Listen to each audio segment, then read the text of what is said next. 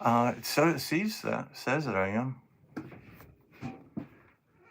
These other live chats are still like waiting, waiting for dearly departed, and there's people in them. But okay, watch now. There you are. Okay. Okay, you're on.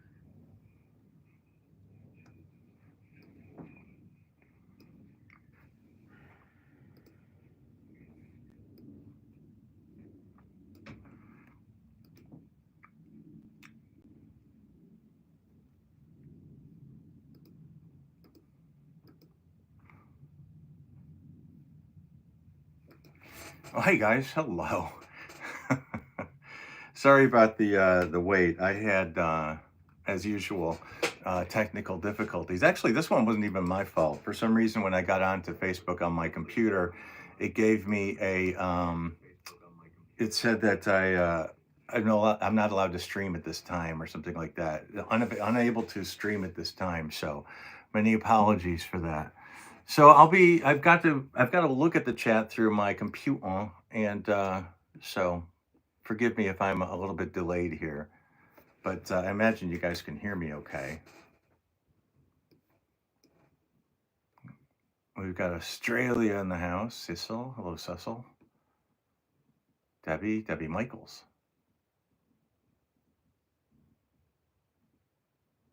Seymour, Indiana. Look at this. Well, all kinds of people from here. Rhode Island, Buffalo, Seattle, Norway, Colorado. Nice. Virginia. Nice. Look at all you guys over here. Well, this is pretty awesome. I'm glad you decided to join me tonight. This is kind of fun, sort of. I just decided to do it this afternoon, for sure. I talked about it yesterday, but I figured I would. It would be a good time to do this sort of a thing. So welcome to. I don't. If there's another link, I didn't put it up. I put up my channel, and then I think that maybe somebody. I don't know what how that even means. I said to everyone go to my channel at 5 o'clock. So if they're waiting in some kind of chat room, I don't know anything about that chat room. So I hope that they eventually find their way over to me to this. Forgive my technical stuff. So yeah, I had my computer all set up, and then I had my laptop set up, and neither of them would take da di da di da. So anyway, here we are. Nancy, wow, Nancy, thank you very much. That's thank you for the donation. I appreciate that so much. That makes the world go round for me. So thanks very, very much. I thought, I was going to talk about a couple of different things tonight because I found it kind of timely. I was talking about, well, I was, we've all been kind of obsessed with the Gene Hackman story, and I know there's glare. I can't. It's either I take off this filter and it gets crazy, or we have to deal with that little bit of stuff. So I think it's better that you deal with that little bit of stuff because otherwise the reflection on my computer is going to be really rough. So I apologize for that. But anyway, I've been, I just think most of us have been following the Gene Hackman thing, and it's not. It's sad. It's just so very very sad, and it's a fascination because nobody really knows what happened in that house, and I think that's what really is so scary is because that he was in that house for so long with with her, with his wife, her body, and so the last thing I found, I kind of did some cut and pasting from some of the more recent articles. One was from today, and it says, there was conflicting stories about there being a gas leak in their house. They're saying there wasn't one. Then someone said there was a slight one, and then they said that it was slight enough that it didn't really matter. So gas leak was sort of taken off the cards all after that. So when the authorities confirmed that Hackman died from heart disease, really, or cardiovascular disease, he also had Alzheimer's, a severe Alzheimer's, it sounds like. And she died from what was called hantavirus. Hantavirus pulmonaris, which is transmitted to animals and humans, usually by rodents. And they, and it's like when you live in the desert, we live in the desert. Rats are not that unusual. There are not sewer rats, but there are, citrus rats, a lot of citrus trees, and a lot of, just in the desert, there are rats. So they're saying that, it might be might be communicated through rat feces or rat urine. And you think, well, that sounds like somebody's like pawing through stuff and putting it in their mouth, and that's just not the case. Say if you're sweeping out a shed or something like that, and there are mice or something in your shed, all that dust can kick up. I guess it's pretty rare that somebody died from that, but that seems to be what it was. Now he said they say he probably died on the 18th and of February, and that was in his pacemaker. His pacemaker was last recorded on the 18th, and so he would have been. And then they say she died around. I'd say the last. She was last seen or heard from on the 11th when she had a short email conversation with her massage therapist. So she was last heard from on the 11th. That's when she probably died, they say. And then he died about a week later. So he'd been shuffling around in that house that maybe not even realizing that she was dead. So that's quite sad. They said that they say on February 11th between 3:30 and 5, she was last seen on surveillance cameras visiting a Sprouts Market and a CVS and a pet food store in Santa Fe. And at 5:15, her car entered the gated subdivision where they lived. So they're not sure when after the 18th or not saying when after the 11th that happened.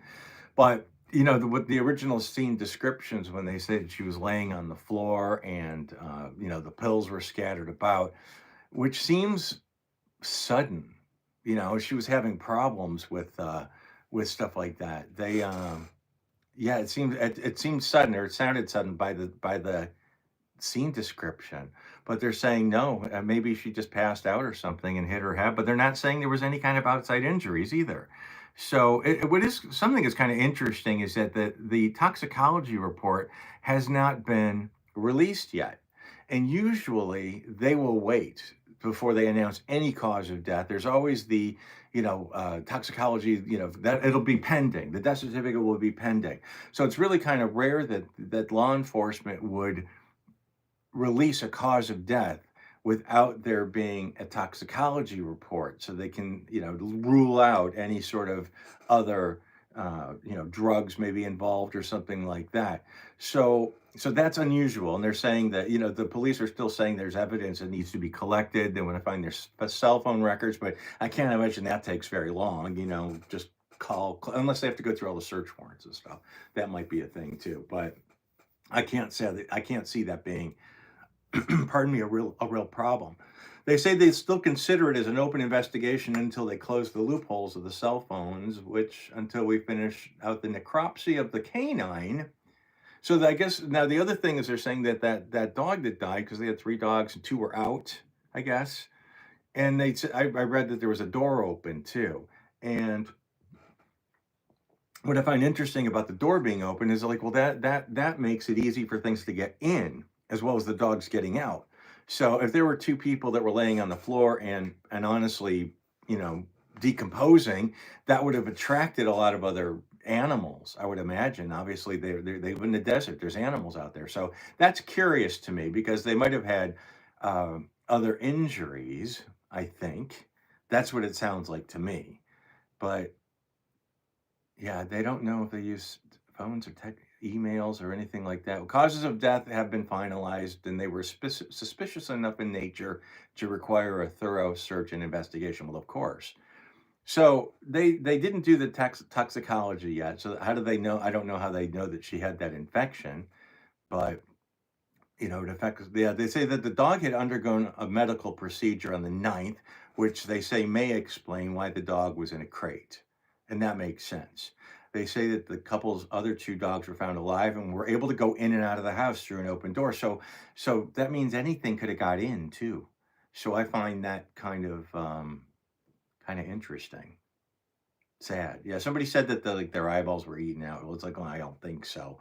I mean, it's possible they were, but they were they were in the desert, but they're also, they say mummified or at least partially mummified. So that is like one of the things that goes is your eyes because it's all water in there basically. I'm going to go through some of these through some of these comments. Sounds very rushed. It is. It is. Am I going to try to get Jane Mansfield gate? No, no, Dick. I already have Jane Mansfield's gates. The other ones, the ones that I have a set. I have a set of gates. So no, I'm not. And I have the ones. I don't have the JM ones that are still there, but I have the ones that have her address spelled out, 10,100. Cosmo Kitty, thank you very much. Question about his pacemakers. No one. I don't. I don't know if they need to.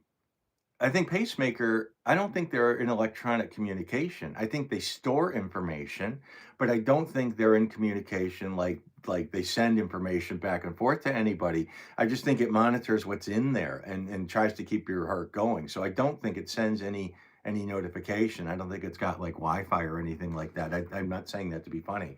I don't think that they are in communication. Thyroid pills. Da, da, da, da, da. Let's see.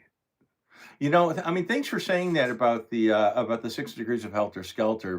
People are really, really kind about the our documentary that Mike and Lloyd and I did back in the day. Gosh, we did that 15 years ago or something like that. I'm really proud of that documentary. I would like to do an updated one because of the helter skelter thing, and I've learned so much since then. So I would love to do an updated one, but I don't know. Everyone is so busy anymore, and I don't have the technology to do it.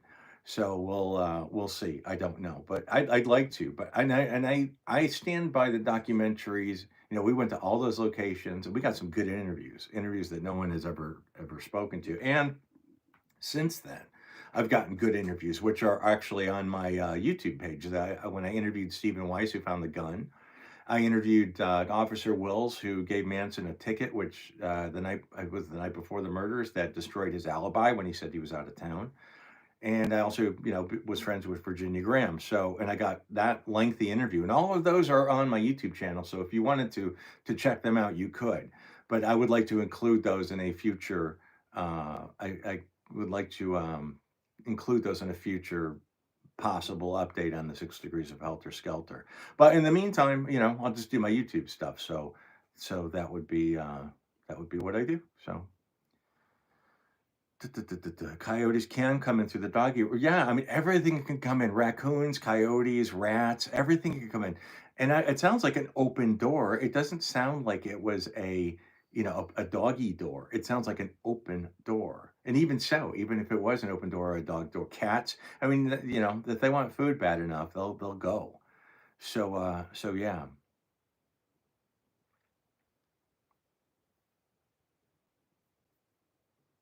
The DOD died of dehydration. No, yeah, the dog, yeah, dehydration. It just makes total sense. The dog was isolated. The dog was in the crate. So, and it makes sense with how with it really having. They're saying, how can you neglect the dog that way? Well, I don't think that it was a neglect thing. I think that nobody thought that the 60-plus-year-old woman was going to die like that.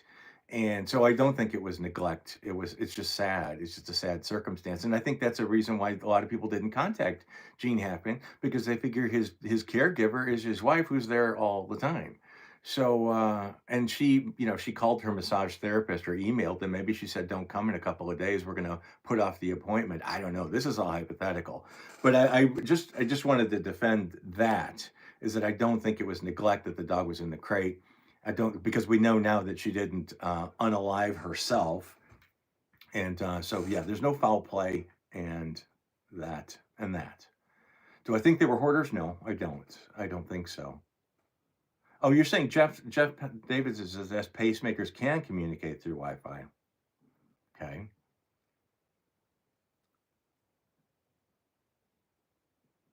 6 degrees needs to come back to streaming. That would be fun. We got really fortunate with that when Netflix picked that documentary up. And that's how I got to meet most of you guys, was through the Netflix when it was on there. Through the Netflix. So I'm like, oh, I got it through the Netflix. Oh gosh. Let's see. Betsy passed first, then Gene. Yeah. What are the odds? Yeah. Who saw? Nobody saw that coming. Nobody saw that coming. Oh, Tomas is in here. Thanks, Tomas. Thank you. Yeah, 6 degrees is on YouTube. It is. Katy Perry, you're saying Katy Perry's convent is next door to the LaBianca house. It isn't. She didn't buy that. There was a lawsuit about that, and she won a ton of money.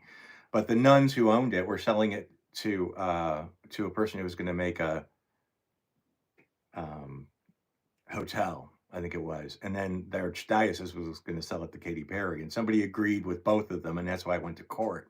And one of the nuns who lived there was like 90, died at the courtroom or collapsed on the courtroom steps and died. So, but Katy Perry won a ton of money off of that lawsuit. So she never did move into that. So yeah, people are saying their pacemakers do send information to the doctor. Yeah, that's interesting. But sometimes doctors can't receive information from a pacemaker as to the data on the heart. And then one of the other things is Apple Watches. My gosh, I've seen them in action. My own iPhone. It knows when you've fallen down. You don't have to do that "I've fallen and I can't get up" thing anymore. Your iPhone will know if you fell over, and they will call you. And I think that's amazing that it has that technology now. I a couple of times, like when my alarm went off accidentally, I tried turning off my phone and I clicked a couple of buttons and I did the right thing, and the right thing. I called 911 accidentally. So it's right there. And even your device, your listening device, if you go play this, play that, I don't want to say the name because I have one in here. They can call 911 for you. So it's so easy. But those Apple Watches are incredible. That is spectacular. That is a really amazing a thing that comes with them. Thank you. Oh, hey Bruce. Bruce from Stoner Van Houten from the Spawn Ranch channels on here.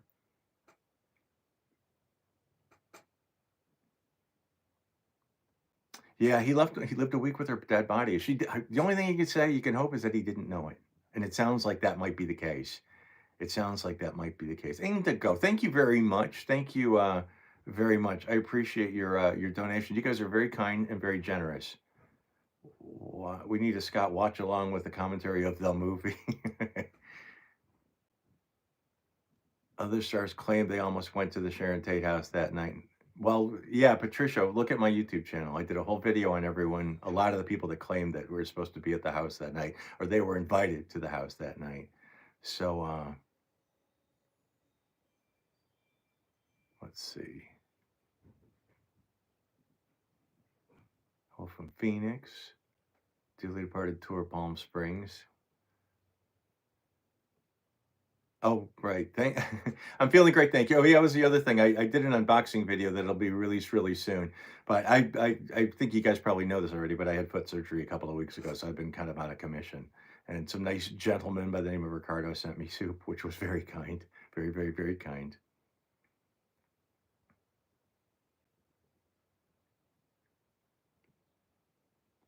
Tomas, again, thank you, Tomas. Very, very kind.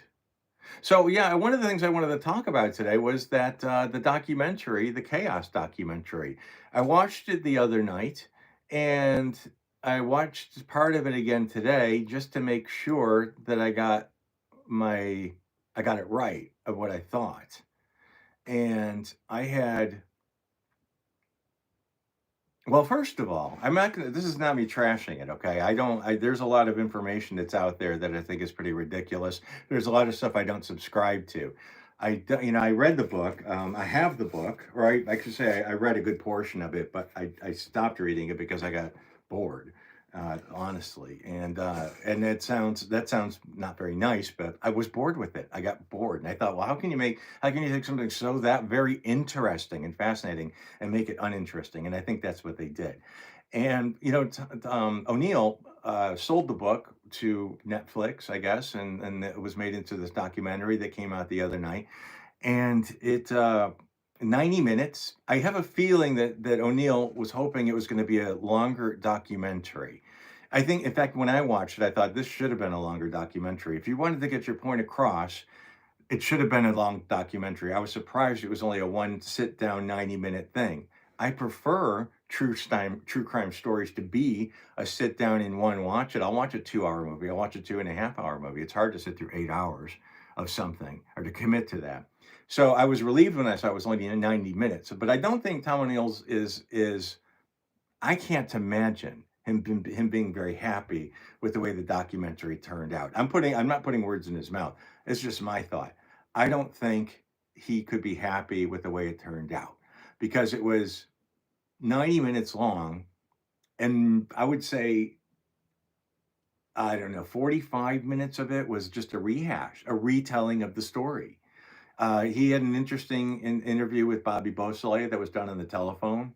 He used a couple of clips from when it was the 25th anniversary of the murders, that Diane Sawyer thing with Leslie and Pat on it. But it was but it was like good. There was probably 10 or 15 minutes about the theory of MK Ultra, which is the whole thing that he was writing about in his book. You know, it was just it kind of a thrown in as an afterthought sort of a thing. And the Bobby Beausoleil thing was interesting too. I'll tell you, but I always say that Manson is like you could use Manson, you could use the Manson case, the Tate LaBianca murders, to prove any point you want. You could find some nugget in there to prove whatever theory you come up with. You know, Tom O'Neill comes up with some very interesting facts. Or theories or questions. You know, the fact that Manson was released from prison, you know, arrested and violated parole so many times, and kept getting released. That's a very interesting uh, uh, point that he made. If what he's saying about his parole up when he went up to San Francisco to the Haight Ashbury district and was hanging out there, and they were all going to the Haight Ashbury Free Clinic, which they only really touched on that for a little while in this documentary, and they were getting, you know, treated for STDs, for syphilis or gonorrhea or whatever it was they were being treated for. But then they're saying Manson's parole agent had his office in that same place, which, okay, if that's true, I've never heard it before. I'm not saying it's not true. I just think that, oh, that's very interesting. They left out the fact that Abigail Folger used to work there, which is interesting. And I think that was probably the only reason I even knew that the Haight Ashbury Free Clinic existed, was because I read about it in Helter Skelter that she used to volunteer there. So I think if that's true, that Manson's parole agent, parole officer was in that Haight Ashbury Free Clinic, that's really interesting. And that's something that's worthy of coming up. Um, I'm getting really tired of people like slagging this off as being like a work of fiction. And this is the truth of the trial. And this is where you get all the information of the actual crimes, the times they happened, the timeline, the evidence they collected, the witnesses they collected. So, now you talk about the theory of helter skelter. That's a whole different thing. That could be considered a work of fiction. However, it's why the trial happened. You know, it's the theory that got the conviction. So Helter Skelter, though Bugliosi made it up out of taking different facets and pieces of evidence and witness testimony, and he took all those things and gathered it together and knitted together this story. So the theory of Helter Skelter and the Black and White War, well, Bugliosi took it and ran with it, 100% ran with it. But it didn't come from nowhere. Even Bobby was saying, oh, yeah, you probably talked about Helter Skelter. The girls probably believed in Helter Skelter. So Helter Skelter existed, but it was just a stupid conversation I think that Manson was throwing around. But Manson wasn't a dumb guy. Manson would, he knew how to manipulate people. And brainwash is a really strong word. And this I don't know if you call it a conspiracy, but there was no master plan. There wasn't really the Helter Skelter plan. Although I was surprised that Stephen Kay, the prosecutor, said that he still believed in the Helter Skelter plan. Now, maybe that was to save face. I don't know. But that's how Bugliosi, and Bugliosi never had to prove why. And I've said this a million times, so forgive me if I'm repeating myself. Bugliosi never had to prove why anyone did anything, just that they did it. So people are pissed off about this focus on the black and white revolution or war, but that stuff did exist because Manson would say that. Even Bobby said that. Bobby Beausoleil said that. It kicked off with this attempted murder of a guy named Bernard Crow, whose nickname was Lots of Papa. Tex burned him on a drug deal, and Crow found out about it and threatened to kill everybody at the ranch. And Manson went back to Crow and shot him and left him for dead, but he didn't die. And for some reason, Manson became convinced that Crow was a Black Panther. So that's when he got paranoid, because he thought the Black Panthers are going to come after him. So that's where this whole black and white thing, comes in. He's having everyone patrol the ranch 24/7 in dune buggies and, keep a lookout because they're coming. So there was a lot of black and white talk back then. And so they were putting, Manson, for whatever, maybe he told the girls that Armageddon was coming, and they may have believed it. I don't doubt that for a minute, because their brains were pudding at that point. So Manson, Manson was smart. He would always say that, you got to ask Tex. Yeah, I didn't tell anybody to say anything. I told him to do whatever Tex tells him to do, and Tex is the guy who told him to do everything. So it's complicated, but not, that the theory of helter skelter. And then Bobby was saying, oh well, Manson was in the courtroom, and I mean, I'm sorry, Vincent Bugliosi had Kurt Gentry as writer in the courtroom, and that was the case. It's going to make his life, make his career, and he's going to sell the movie rights. He's going to make, I think the term was bazillions of dollars. And I'm not saying he didn't make a whole lot of money. He made a career out of it, but it's not the only thing he did.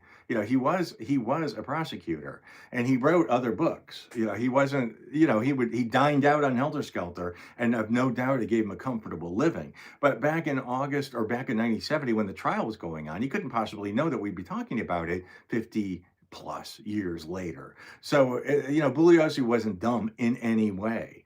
That's one of the reasons I stopped reading Chaos, because I get so tired of that. I don't, if you don't like Bugliosi, that's fine. But it was just like, I felt like I was being beaten with it. You must realize that Vincent Bugliosi is a bad person. And I don't, I won't hop on board with that.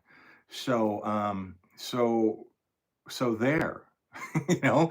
So anyway, as far as my notes went, I mean, even O'Neill says I believed in Helter Skelter. I believed in Helter Skelter too. I mean, I subscribed to it even when we did 6 Degrees of Helter Skelter. If you saw that, I talked about that. I still believed in that whole race war. The race war existed. It did exist in a way. Manson did talk about that stuff. He did talk about the Beatles and all that kind of stuff. Manson was just putting it out of his, just blah blah blah, talking about whatever, and it sounded good, but Bugliosi took with it and went with it. They found the door, they found the writing on the refrigerator, they found all this other business, and Vincent Bugliosi wove the story together and created the race war Helter Skelter thing. But all those pieces were true pieces. All those things that he used were true.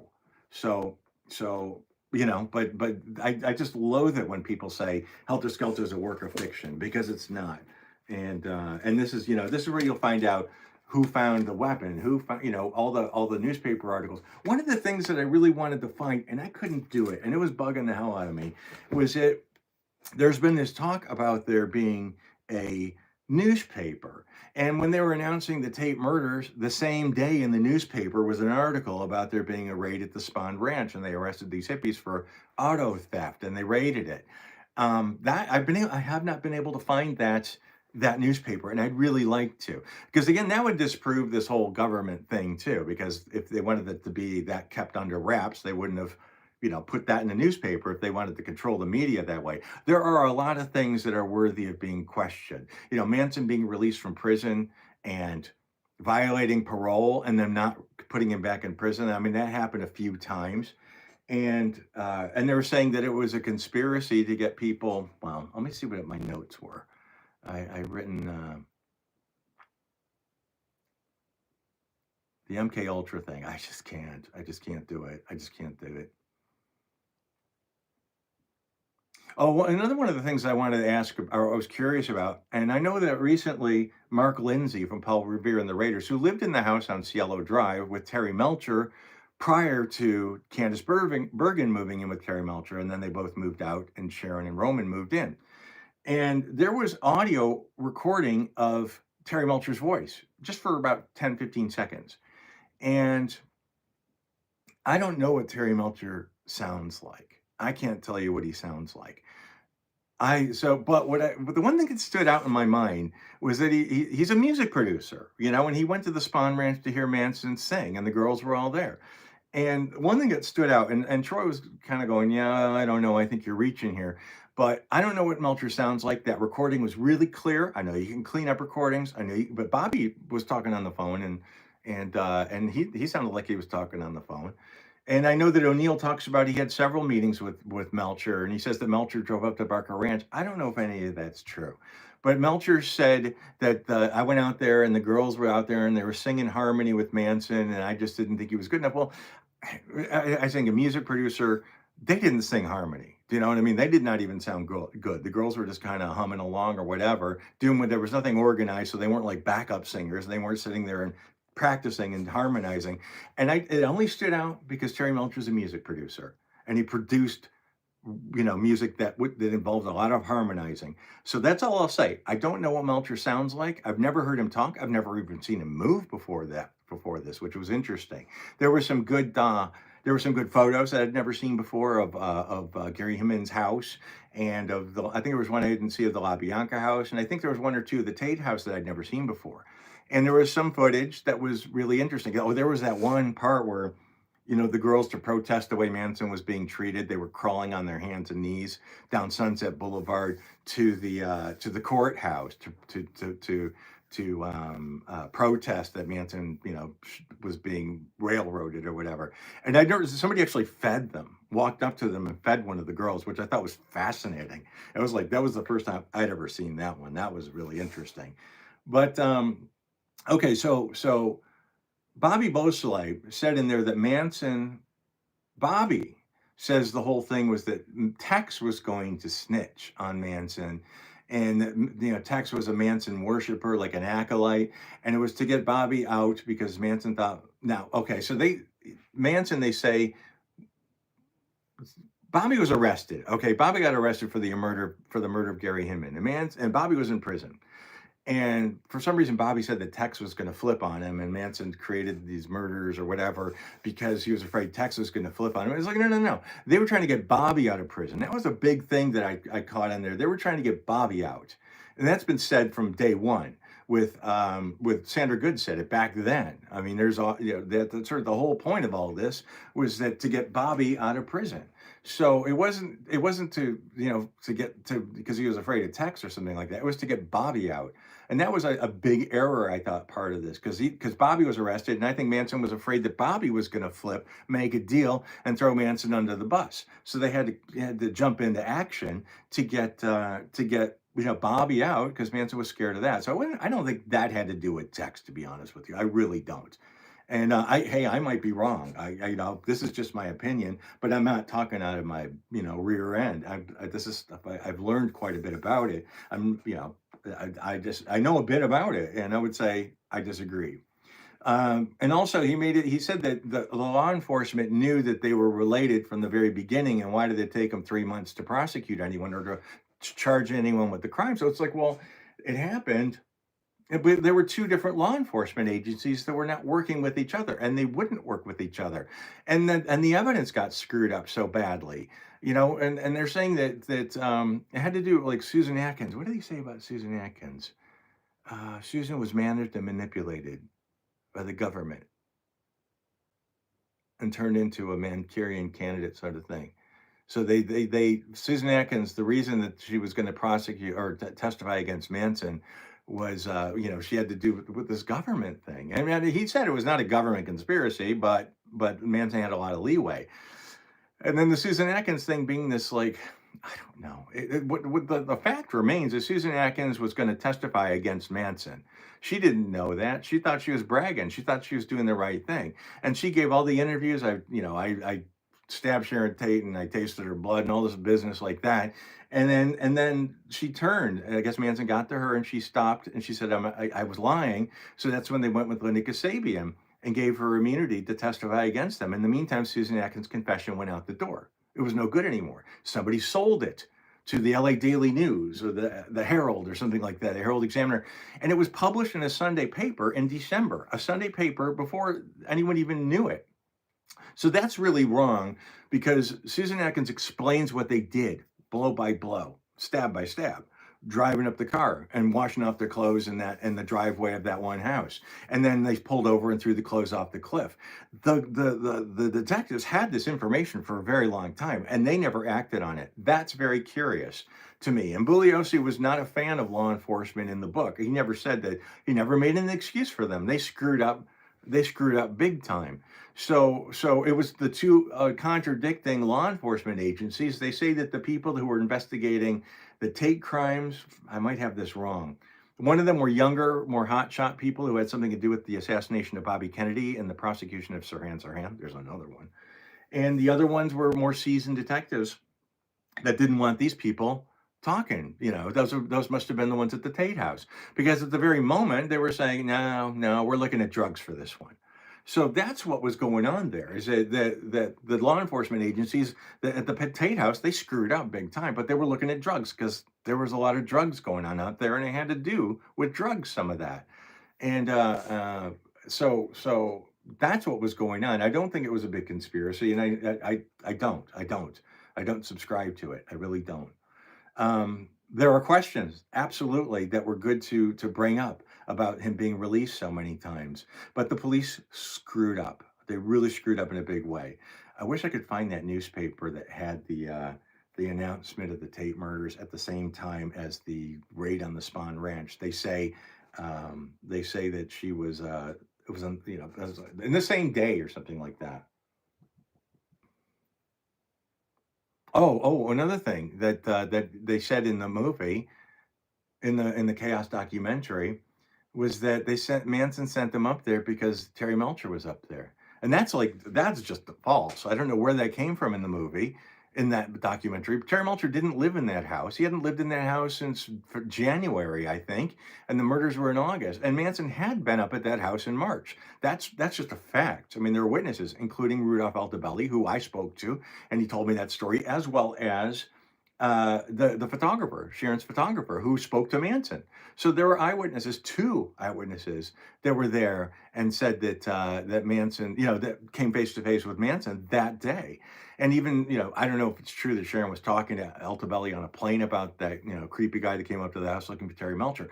But in this documentary, they said straight out, they went up there because Melcher was up there. And that's just not true. That was something that really kind of stood out to me. I was surprised that was in there. I was really surprised by that, actually. And I was also relieved that he didn't do into the Bugliosi bashing that he did. For whatever reason. I mean, if it's a professional thing, he had every right to. A personal thing, he has every right to. That doesn't mean I have to subscribe to it, and that's why I got annoyed with it to begin with, because I quite like Mr. Bugliosi. So they did kill. They were brainwashed. Brainwash sounds so sophisticated. Again, it was not brainwashing. These people were flying down the seat of their pants. Even Bobby said, "You will be surprised as to how uninteresting this really is. There is no master plan. There is no race war. More than conversations. I think there wasn't not much more than conversations, but they remembered those conversations. The girls remember those conversations, and Manson used it. Manson used it, and there were a lot of communes out there. They said, it started out well when they got together, and they were all peace and love and having sex and making babies and walking around naked and doing drugs, and it was all lovely. And there were a lot of places like that in Topanga Canyon specifically. It started out well, but it just ended up being, it went a little bit of haywire. But yeah. So, and I was surprised that Stephen K still subscribed to it. And another interesting point, and I don't know if he went so far as O'Neill went into this, as far as O'Neill went to uh, talked about the Nixon thing. But when during the trial, President Nixon, who was an attorney, he knew the law. He knew what he wasn't supposed to do, or what might possibly jeopardize the case. And he said publicly, Nixon said, here is a man, Charles Manson, who's clearly guilty of murder. While the trial was going on, Nixon knew that was happening, and he knew he was doing the bad thing. And somehow, some way, that headline that read, Manson guilty, Nixon declares, that newspaper was given to Charles Manson somehow in the courtroom. Manson held it up to the jury. The jury read it. Nixon thinks Manson's guilty, and they didn't throw it out. And they should have, I think, at that point. That was another thing that really that stood out. So there are a lot of really legitimate questions about the way things were handled there. But it was not handled well from the get-go. From the very day when that officer put his fingerprint on on that call box at the Tate House on Cielo Drive and screwed up Tex Watson's fingerprint, which would have been perfect. That was the beginning of it. And there's the other thing that people go, well, there's this blood map, and there is a blood map. There are people, there are somebody who went through there with DNA, I guess, and figured out whose blood was there. Here's a big puddle of blood there. There's a big puddle of blood there. Whose blood was it? And they're saying a big puddle of Sharon Tate's blood was on the front porch. Well, if that's the case, if that's the case, they would have dragged Sharon Tate out and changed their mind and dragged her back in again. And that means there would have been drag marks, and there wasn't. So that means somebody had to pick her up, walk her over to the door, put her out. I'm talking so callously about this thing that they were victims, and it's sort of sad that they become characters. And even in Helter Skelter, I was actually surprised to just read when I picked it up that. That was weird. Cast of characters. I thought instead of saying these are the people we're talking about, it became this wild story from the beginning of it. But anyway, I was going somewhere with this, but I get kind of worked up about it. But I just don't believe in the whole. I don't. It's sad that we're still talking about it. I think the police screwed up. I think the blood map is wrong. I do. I think they screwed up, and I don't think that's. And then Manson going back again. I don't believe it. I don't believe it for a moment because people called the police. It wasn't like it happened, and the next morning people are going, "Oh my God, this happened! I can't believe it." Well, people heard it. People heard it. People heard the gunshots. People called the police. People heard the screams. Although they say that there was a male voice yelling, "Help! Help! Help!" And I did sort of think, if, Wojciech Frykowski spoke poor English, but he spoke English. The first thing he was going to yell wasn't going to be help. He was going to say in Polish. I would think. So that's another thing that I found interesting.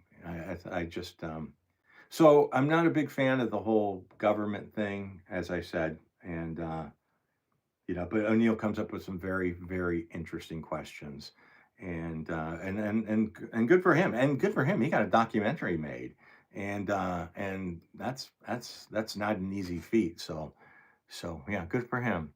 I'm gonna go back to your to some of your questions here, because I know there are some in there.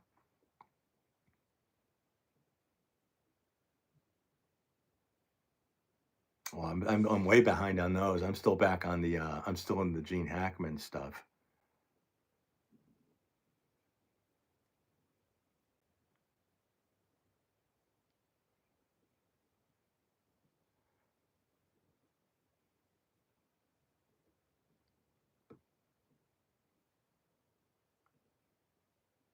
Wow, I'm way far back, way far. Oh, is David in here? I think I see David in there somewhere. We were commenting on the same thread about Mark Lindsay talking about how Tom O'Neill is just reaching for stuff, and Tom O'Neill spent a lot of time on this. I'm not belittling his work because he spent years and years and years on this.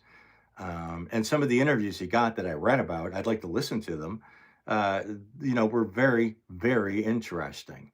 So yeah, a lot of credit. I give a lot of credit to him for the stuff he did, and that book was a big deal to get a hardcover book published nowadays. Yeah, that's pretty wild. Good for him. He says there's enough material to make a chaos too. Oh, God. Somebody said Cosmo, you said the puppets in that documentary will live in my nightmares. Yeah, they were kind of weird, weren't they? They were weird.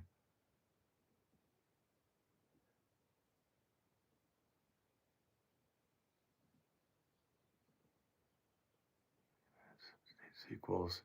Movie geeks. Hey there, man. The first third of the book was the most interesting. Yeah, exactly. That's when I stopped. And those conversations with Melcher. Yes, I would love to. I would love to hear those tapes. I really would. Again, I've never heard Terry Melcher speak, so I don't know what he sounds like. But I just question it because Terry Melcher was in the music business, and he was implying in this interview that the girls were singing in harmony, and it just struck me immediately. It struck me as that doesn't seem like a word that he would make. But I also don't want to accuse him of saying things that weren't true. I'm not going to accuse him of lying, but I will question that. I will question that.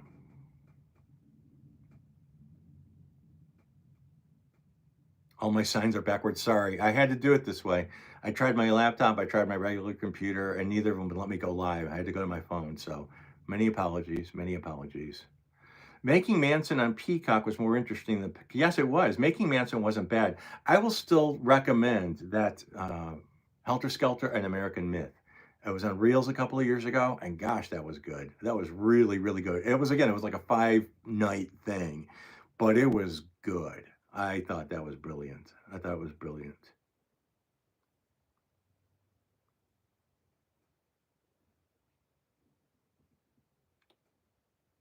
Bugliosi, yeah, you're right. He wasn't truthful about his personal life, or I don't know if he ever spoke about his personal life, Bugliosi. But the book, I said this a million times. He wove together a story. He wove together a story with all the snippets of information. Oh, that was the other thing, Patra. You brought that up. I'm really good. I'm glad you did that because we're talking about the government thing. There was another book that was written a few years ago called Weird Scenes from the Canyon. I think Weird Scenes in the Canyon, and that was the government conspiracy thing, and that was interesting because it talked about John Phillips. It talked about Frank Zappa. It talked about Jim Morrison, Janis Joplin, Linda Ronstadt. All these people had military parents. And there was a military installation, there is, in Laurel Canyon. So they were saying the government were creating the people that, were becoming successful to lure the hippies in a certain direction. The absolute direction, you'd have to do a little bit of research about that too. But that was really interesting because the points that were made in that, John Phillips spent time in Cuba. Frank Zappa, they were all high-ranking military people. The admiral, Jim Morrison's father. So that to me was a fascinating book. And so yeah, it's and the military installation actually. I think they say they made movies there. Military movies in Laurel Canyon. It would make sense if it's in Hollywood or thereabouts. And I think Jared Leto owns it now. I think he moved into it. I think that that's his house now. So that was. I would recommend that book. It's a really weird book. Weird Scenes in the Canyon.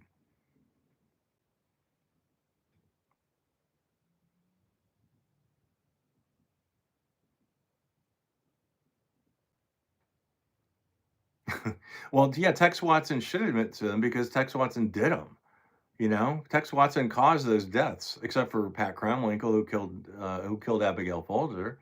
So yeah, I just never felt like Tex owned it. I definitely feel it about the girls, about Leslie and Pat, and no, I didn't believe Susan Atkins did either. Personally, that's my take on it.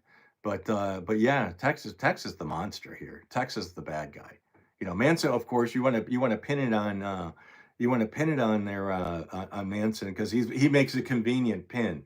Manson would always step up. Manson's crazy. Well, Manson would act crazy because because he knew he messed with people, and Manson knew he was getting out of prison, so he was like, I don't give a, I don't care. So you want Spooky Manson? I'll give you Spooky Manson, and he did it. So a lot of that crazy was just Manson being entertaining himself because he knew he wasn't getting out. And then he knew they were going to hang it on him. And Manson was good. Manson was really good at that. So yeah, that is something that it's really, I think, yeah. People say Manson was the mastermind. Well, Manson was the head of this group of people. Mastermind is a strong word. These guys were just skating by the seat of their pants the whole time. And Bugliosi, who's going to do that? It was like the O.J. Simpson trial when they were doing the DNA business. How boring was that? And that is like that. I think that's what put the jury to sleep, and I think that's what got them uninterested. So Bugliosi made up this horror movie, or wove together this horror movie of Helter Skelter, and scared the hell out of people. The murders themselves scared the hell out of people too. I mean, people crawling, through windows and killing people. It happened 2 nights in a row. So and Bugliosi played on that because he knew it would put the fear of God into people. So yeah, Bugliosi did scare the hell out of people, and that's what Helter Skelter was. Scared the hell out of me. I was a little kid in Detroit. I was scared to death of Manson when he was up for parole. Although he never got out of parole, it was big news when he was up for parole, and yeah, that scared the heck out of me. So yeah, Bugliosi used it to his advantage. And if you watch any show, or because I'm not in the legal business, if you watch any kind of show, they choose the jury specifically, of how they're going to react to what they want them to do. So if you want someone, if you're doing like something I watched on that Matlock show the other day where they're doing this class action suit about this drink that had caffeine and killed somebody, and they were trying to, so they eliminated certain jurors because of, they might have had some sort of thing in their lives that made them, that might be detrimental to their work, to the lawyer's work, to getting them the conviction. So it was, they manipulated the case. I mean, they choose the jurors that they want on the trial, and that's what Bugliosi did. And so Manson's defense could have done that too. And he had stupid lawyers, I mean, he did, you know. So yeah, that was not an educated thing. It was not a good thing. It was not, the whole trial was so interesting, but it was just, they're winging it. There was no master plan. Bobby has changed his story a few times. Yeah. I don't know so much about Bobby and what he said, but I do know that this thing about Bobby being, afraid of tax, Manson was being afraid of tax. I don't believe that. I think he was afraid Bobby was going to flip in prison. That's what I believe.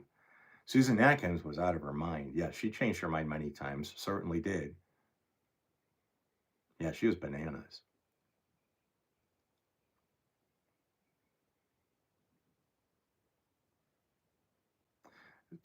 Oh yeah, there was someone said Manson is in prison from who visited Manson in prison from a religious sect. Oh, I know Manson hung out at the Fountain of the World, which was a cult down the street, basically from the Spahn Ranch. He hung out there too.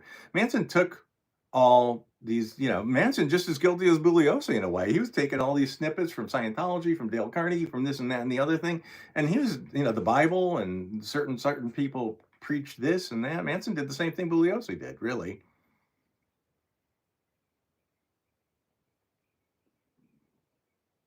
Oh, I'm way far behind. Tinker Toy, thank you. Thank you very much for your donation. I appreciate it so much. Was Nixon drunk? I don't think so. No, somebody's saying I thought Manson was there because Melcher lived there. He went there because Melcher lived there in March of 1969, not on the night of the murders. He already knew that Melcher did not live there. Hey Don, my friend Don Worth is in there. And oh,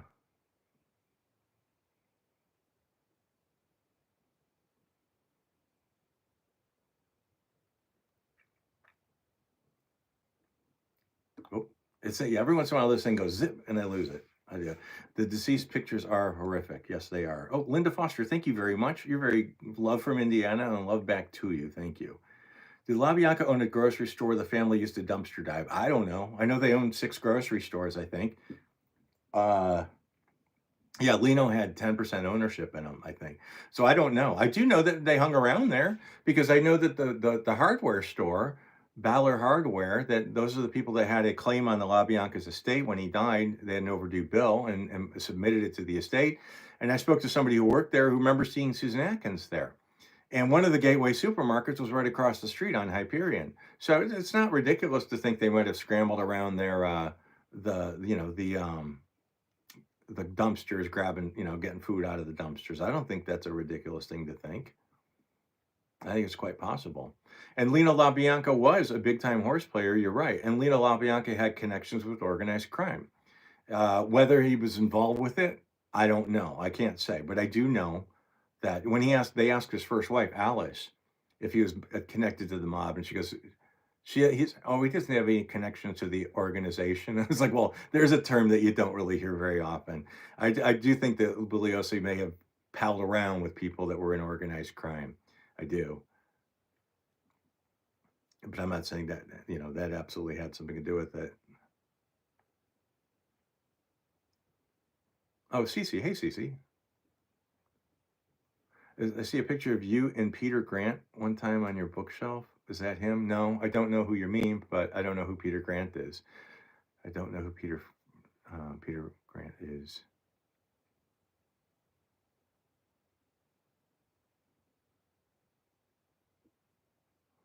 That, I mean, it was, like I say, this book Chaos was about 40, I'd say 80% rehash and 20% of the book Chaos. So as I mentioned before, I can't think that O'Neill was very happy with this documentary, because I think he would have liked more detail put out there. I really do.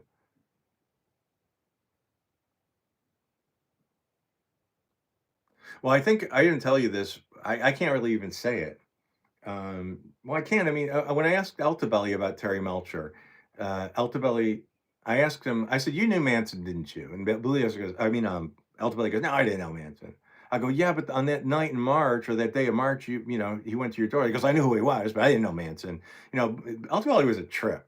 I remember when I asked him, I wrote him a letter and I said, "I'll give you a few $100 if you give me a few minutes of your time, just for a quick interview." And he called me and he says, "What do I want your money for? I don't want your money. I don't need your money." And I'm like, "Okay, but you just called me." And I said, "Well, how did you meet Terry Melcher?" And he says he was driving up Benedict Canyon with his out, meaning his, you know, his privates. So I mean, Altabelli was just saying some shit, but you know, Altabelli was a trip. But he knew Manson. He talked about being in there that day in March, and that's documented. So there. Did I ever meet Kate Bush? No, no. Boy, oh boy, oh boy. Truman Capote, being born in the 80s, we're going to miss all the fun. Hound Dog, thank you very much. Thank you very much from Monroe, Ohio. I appreciate that. Did you see the RFK clothing? You know, by the time I got to it, Stan, when they had that display in Vegas, the homicide detectives had a gathering or a convention in Vegas, and LA brought along some of their more iconic pieces of evidence, and they brought along the car. Well, they had access to the car, and I became friends with the man who owns the car. But they brought the car, they brought the fork that was in Mr. LaBianca's belly. They had Manson's White Album copy. They had the bloody gloves from O.J. Simpson. They had I think the Nick Cap was there. And they had a lot of true crime stuff there. And they had Bobby Kennedy's shirt. They had bullet holes in it and his cufflinks and all that. So the Kennedy family made him take it out, and they did take it out of respect. And even Deborah Tate. Deborah Tate said, "You know, I understand why they did it. I just wish they would have told us," which is fair dues. I mean, absolutely. Could you imagine finding out that, you know, your sister's murder weapons, like the rope that was around her neck, was on display? So they should have told her. So, but yeah, so I went there, and by the time I got there, the Bobby Kennedy stuff was gone. Bobby Kennedy was the shirt was gone. Yeah, Leslie being out doesn't make a lot of people happy, but if her name wasn't Van Houten and she wasn't associated with Manson, she would have been out a long time ago. And that's just the harsh truth. That's just it. You know, that is just it. Leslie wouldn't have been in prison for as long as she was. Pat Krenwinkel, I really do think Pat has remorse. I really do. I'm not saying she should be out, never, ever. But then again, if somebody says you could get out, would you show up to your parole hearing? I sure would, even if, you know, so, you know, she's been trying to get out. Well, no, she's legally entitled to go up for parole. And so she shows up and she tells what she did. So I would. So I don't think she's begging to get out. I think she knows she's never going to get out, but wouldn't she show up? And as far as Leslie goes, yeah, I think that I think, like, again, if she wasn't associated with Manson, her name wasn't LaBianca, she would have been out a long, long time ago. Daphne, thank you very much. I absolutely think you're so fantastic. Thank you. Warm wishes from Northern Sierra Gold Country. Thank you. I will tell Troy hello when he gets back. Troy left for a little while. Yeah, the Errol Morris. A lot of people are disappointed with Errol Morris, who was the filmmaker who made Chaos. I looked him up. I don't think I've ever seen his work before. I looked up some of the stuff he did because he's been doing it forever. You know, he's been working forever and ever since the '70s. So, but yeah, I don't know. I don't know. I can't justify. I can't speak for any more of his work. But I do know a lot of people who do know his work, and they were kind of disappointed. But I do think that Netflix made him. I think my opinion is Netflix made him make it a 90-minute documentary. I don't think that was I don't think that was the point. I think they thought they were going to do like a 4-night thing or something like that. And I think we've been inundated with 4-night things. You know, we have had so many documentaries out about it. The Making Manson was pretty good. Bruce, you were saying.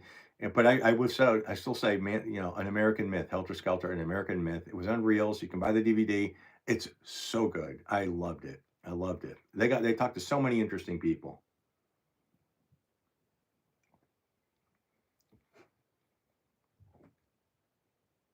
We'll be doing more celebrity death roulette soon. We will be doing more soon. You know, you're talking about somebody doing tours in LA. I would recommend Carrie Bible, who does the Hollywood Forever tour, and my friend James Bartlett. If you look him up, he did a book called Gourmet Ghosts 1 and 2, and he does tours of walking tours of downtown LA, including the Cecil Hotel. So I would recommend that.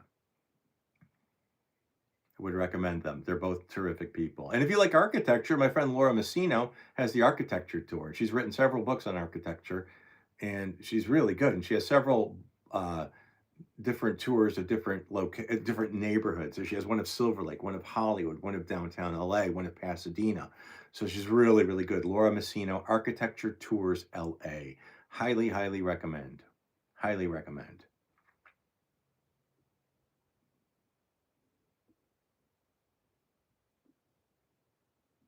There are some conversations going in here that got 2 photos of Freddie Mercury, Heathrow Airport 4 weeks before he died. 2 more edition. No, photos like that are interesting. It's history. It's history.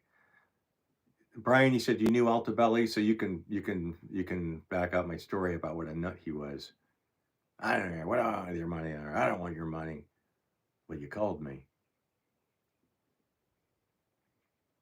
Do I know if somebody's giving true crime tours? And again, look for James Bartlett. Definitely look for James.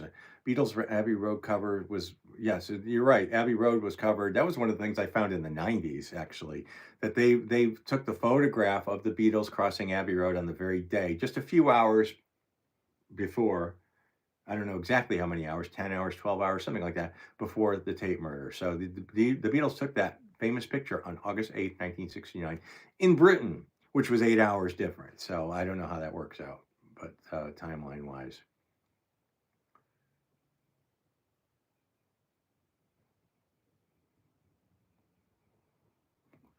Would you like a signed photo of Judge Wapner, Doug Llewellyn, and Rusty Burrell? Sure, Rusty Burrell. Yeah, for you guys. In fact, I saw Rusty in the documentary, and I did a video about this. But Rusty was the bailiff on the People's Court, the original People's Court with Judge Wapner, and he was also the bailiff on the Manson crimes, on the Manson trial. So if you see a lot of those pictures of Manson, being escorted into the courtroom or out, and the person, I think he may have been the one who tackled Manson when Manson leapt at the judge from 50 feet away. It wasn't like he got it right up to the judge's bench.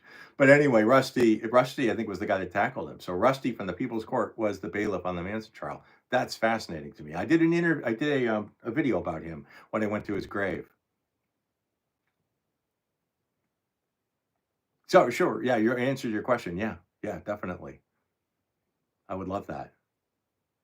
I need more than 2 minutes on death roulette. Sometimes I'm relieved that I only have 2 minutes, and then as soon as I finish them, I think, God, I could have gone for an hour. But when it's like boom right there, it's hard to do that. It really is. Vance Step, thank you so much for your donation. I appreciate you. I appreciate your donation. Thank you very much. Thank you very, very much.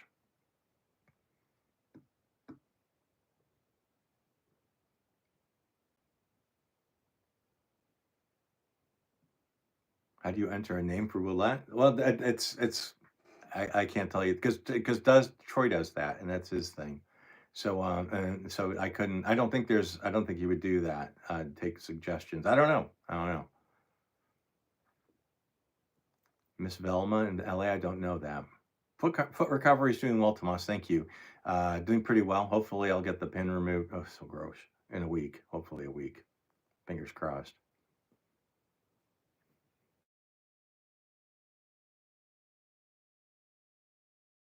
Sorry about that.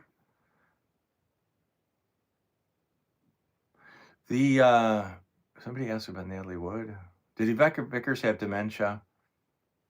Gosh, I don't know. That's not fresh in my mind right now. It's not fresh in my mind. I don't know. I don't know if she had dementia. I don't think so. She was kooky. There was something wrong with her, and she lived with rats, and her plants were growing through her house, from outside. I mean, they're like trees were breaking through her house. So there's something wrong with her mentally. I don't think it was dementia, but I might be wrong.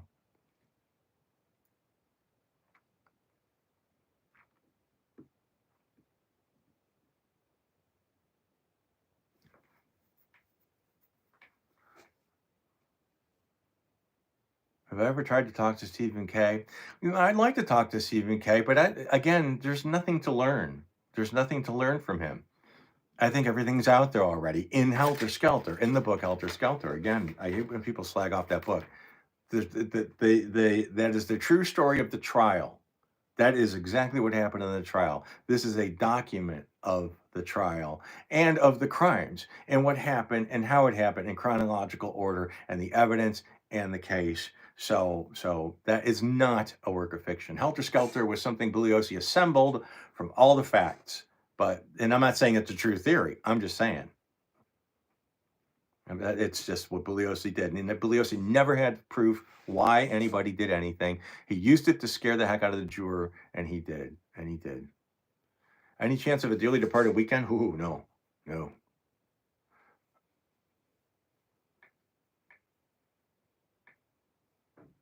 I don't think too many houses of celebrities were destroyed in the fire. Not that I'm aware of, anyway. The ones that I am aware of in the Pacific Palisades were not affected.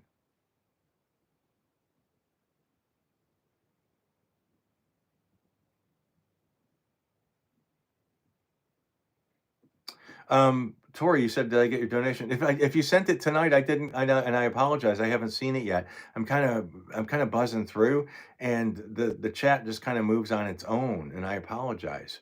So, did I see the substance? Yes, I did. Yes, I did. How was a trip with Jordan? Jordan, the trip with Jordan was great. We went to the Savannah Banana baseball games. That was great. Do I think Polanski would have allowed Sharon Tate to work as an actress if the murders hadn't occurred? Probably. I can't imagine. Well, I don't know. He probably wouldn't have liked it, maybe, but I don't think Sharon would have wanted to. I think she would have loved to have stopped working as an actress. And yeah, Tori Hudkins, I see you now. Thank you so much. Thank you. I did. I don't think he would have encouraged any sort of independence much, but I don't think he was. I don't think he would have kept her in her lock and key if she wanted to work. That's my thought. Now, how successful she would have got, I don't know.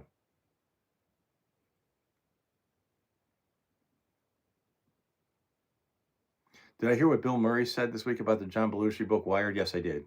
Yeah, we talked about that actually. And I have the a Patreon page. If you guys don't know it, I have a Patreon page. It's down below in the description of the video. And if you want to join, I know there's a few of you that are in here from my Patreon page. It's like a couple bucks a month and or more, and you get exclusive content. I do a monthly Q&A private. Yeah, you can contact me there very easily. I do a private Q&A, and I correspond with everybody that's in there. And I post stuff that I don't post anywhere else in the Patreon page, so it's exclusive. It's like a couple bucks a month, and it really helps me out. So I'm just putting it out there. Just putting it out there. But yeah, so we talked about that on the Patreon page about Bill Murray, and everyone knows that that book is garbage. The Bob Woodward book about Belushi Wired is a lot of trash, and everyone believes that. Yeah, yeah.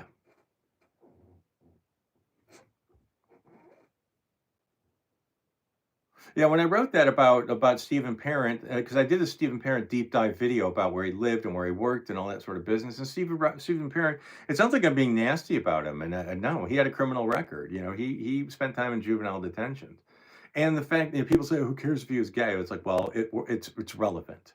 It's relevant to the story, and plus, it's interesting because these people are famous people. Therefore, their lives are up for speculation. If you put yourself out there, then well, you actually didn't. I should rephrase that. But these are things that were brought up already, and I was trying to assemble everything in one direction, and they were interested enough. The law enforcement were to test Stephen Parent for that sort of a thing. So you can give me shit for that. I don't care because I'm just doing my job. Just doing my job. Just doing my job. John Holmes and the Wonderland murders. I think that's pretty well documented too. They were all scum, and that's one of the reasons Wonderland doesn't interest me. There has to be something that I like. There has to be somebody that I like. Now you guys know that I've always been kind of victim oriented. I've always talked about the victims more than the criminals. And with regards to the Wonderland, there's nobody that's interesting or nice involved in that case. So I don't gravitate towards it. I like, James Dean. I like James Dean. There's things you could see of James Dean that were nice, his movies and his interviews and stuff. Jane Mansfield, she was lovely. She was beautiful. Terrible things happened to them. That I gravitate towards that. But Wonderland, those people were all despicable. And it's hard for me to jump into a deep dive about that. It really is. I don't like those people. We did the video, of course, because we had access to the house. So that's on my YouTube channel too. You could walk through the Wonderland house with me when it was empty, and I used the crime scene footage, not the graphic stuff, but I used the crime scene footage and matched it up to the way the house actually looks. So I did do a video about it, but those people were all despicable people. It's not peroxide, so it is what I'm drinking. It does look like peroxide, but no, it's ginger beer. Is what I'm drinking.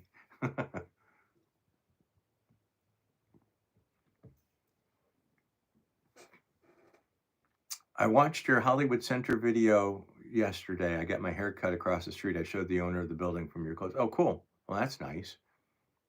Yeah, it's a sad thing. I put this video up yesterday or the day before about that really cool motel in LA in the middle of Hollywood. It's still there. Man. Any news about the Rocky Horror Picture Show 50th anniversary? I heard Lou Adler's Malibu house burned down. I haven't heard that about Lou's house. I don't think Lou's house burned down. I'm not saying it's not true, but I've not heard that. I know that Linus O'Brien, Richard's son, is debuting a documentary this week, I think, and at a film festival. And there's another Rocky film that's coming out really soon too. So yeah, I do know that's happening. And the documentary, I don't know anything about Linus's. I just heard about it for the first time a couple of weeks ago. But this other one, I should remember the name of it. It's going to be good. I was interviewed that for like 5 years ago, and so many interesting people have talked to the filmmakers who were really nice people. And I apologize if you're listening. I can't remember who you were, what your names were right at the top of my off the top of my head. All right, I should. Oh gosh, I've been going for like, wow, a long time. I've been like an hour and 15 minutes. Pretty soon it's gonna be as long as Chaos was, and longer than those people spent on Cielo Drive that night.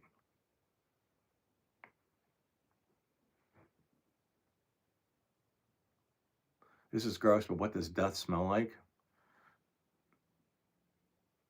Uh, yeah, you ever been around a garbage can in the middle of summer with like meat in it or something? That's what it smells like. It's not. It's distinctive. It's distinctive. Nothing on the onion field yet. I still haven't done anything. Again, I've been out of commission with this surgery. So I hope I'm starting to work on stuff now that I'm trying to get moving on.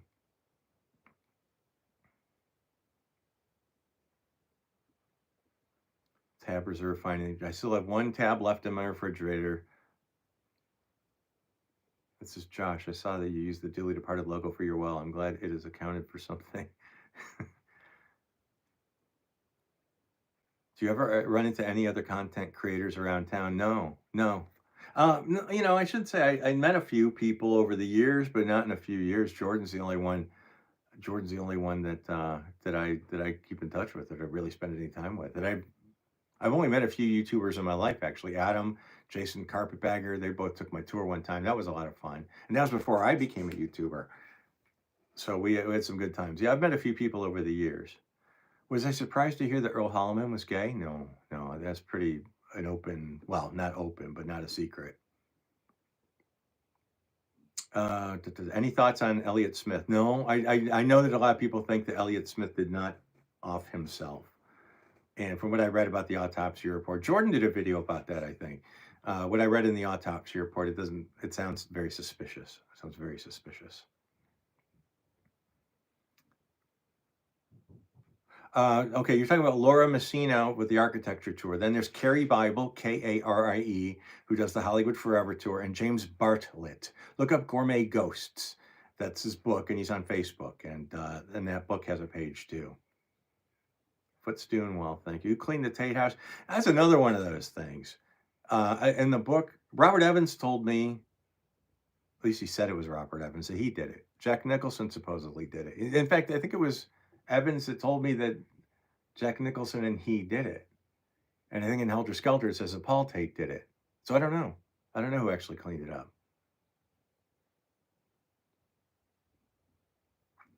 Marcy, thank you very much from North Carolina. I appreciate you. Thank you so much. All right, Hollywood history. There was a place, yes, I did say you could find Tab at a place in Vegas. But you know what? It was the Coca-Cola store on the Vegas Strip, and they were selling Tab in there, but it wasn't Tab. It was just a sign of Tab on a tap. It wasn't Tab. I knew that. Stacy, hello, thank you so much. Do you get tired of being asked the same questions? That's a good question. No, I don't mind because I like people that are curious, and it gives me something to talk about too.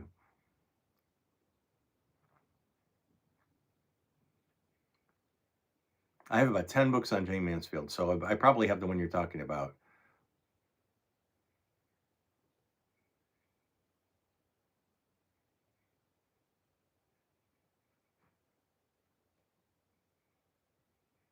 Okay. Okay. I'm going to fly, you guys. I want to thank you guys for joining me tonight. And again, I wasn't supposed to be a hatchet job on the Chaos documentary. I didn't mean it to be. I just have questions, and I don't think anyone involved with that documentary is probably happy with what ended up being put out. And I will always say, how can you make something so interesting as the Tate LaBianca murders are, and make it boring? And that's what I think was achieved. And Chaos was just a rehash of the same information we've all had for many, many, many years. And I watch it. There's a couple of things I saw in there that I'd never seen before, some pictures and some footage.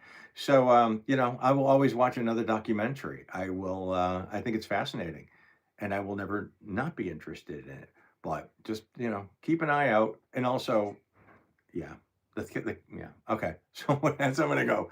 So if you wanted to look, we talked about, Gene Hackman. That was in the very beginning of this video. So when it's completed, you can go back in if you wanted to and listen to it. Thank you for your for your nice wishes about my recent foot surgery. I appreciate that. The healing is going pretty well. And thank God for daylight savings. I'm so happy that it's still light out. It makes me so happy. So, guys, thank you very much. I appreciate you so much. And I'm going to fly now. Okay. If I can get out of here. If I can get out of here.